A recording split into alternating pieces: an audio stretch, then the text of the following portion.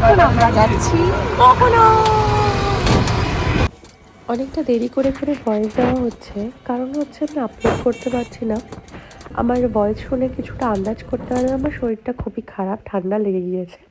তুমি কথা তো বলতেই পারছি না, কিন্তু এইগুলো তো আমাদের সাথে শেয়ার করতে হবে না আমি কোথায় কোথায় গিয়েছিলাম।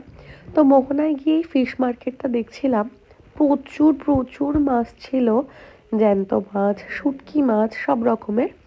এই সোজা রাস্তাটা যাচ্ছে হচ্ছে মোহনার দিকে, তার মাঝে কিছু মাছের দোকান ছিল, এত দেখতে ভালো লাগছিল মাছগুলো, ইলিশ, পমফ্লেট, কত কি ছিল।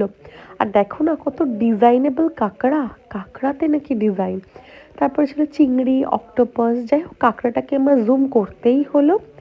এত অপূর্ব সুন্দর কাঁকড়া আমি কোনোদিন দেখিনি সিরিয়াসলি। আর এখানে প্রচুর শাখা পাওয়া যাচ্ছিল, চওড়া চওড়া। তারপর আমি সোজা মোহনার দিকে হাঁটতে গেলাম, হাঁটতে হাঁটতে দুজনে নিয়ে নিলাম দুটো চিয়ার্স। ডাব অ্যান্ড চিয়ার্স করে নিলাম। আমার হাজবেন্ড আমার পার্স ক্যারি করে এই বেড়াচ্ছে, হচ্ছে বেচারা আমাদের আমার খুব কষ্ট মোহনা, হয়ে গেছে। যেখানে নদী সাগরের সাথে মিলেছে।